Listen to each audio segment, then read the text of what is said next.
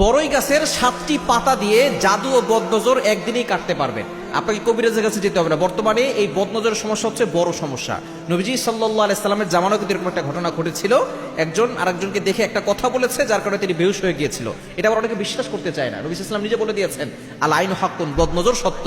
এবং বদনজর একটা সুস্থ উটকে অসুস্থ করে রান্নার পাতিল পর্যন্ত নিয়ে যায়, এবং একজন সুস্থ মানুষকে অসুস্থ করে কবর পর্যন্ত নিয়ে যায়। এজন্য ওই বদনজর থেকে বাঁচবেন। আমরা বর্তমানে শো অফের যুগে অনেকে শো অফ করতে পছন্দ করি।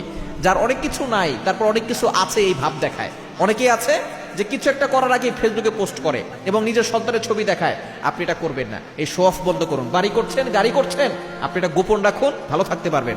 মানুষের কাছে বললে সকলে আপনার ভালো চায় না।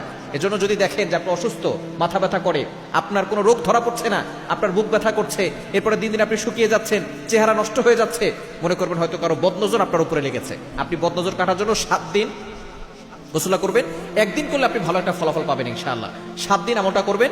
কিভাবে করবেন আমি বলে দিচ্ছি। আপনি অজু করে একটা বালতি নেবেন এবং ওই বালতির ভিতরে আপনি 7টা বড়ই পাতা নিয়ে বিসমিল্লাহ পড়ে নিবেন। গাছ থেকে ছিঁড়ে ওটা ধুয়ে আপনি গাছের পাতা আপনি ইসের ভিতরে দিবেন, বালতির ভিতরে দিবেন। দিয়ে এরপর আপনি প্রত্যেকটা আমল 7 বার করে পড়বেন। প্রথমে দুরূদ শরীফ 7 বার পড়বেন। দুরূদ ইব্রাহিম যেটা আমরা নামাজের ভিতরে পড়ি, এটা 7 বার পড়বেন।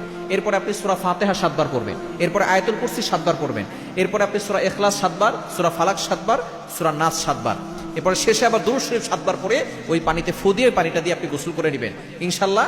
এভাবে একদিন করলে আপনি ভালো ফলাফল পাবেন।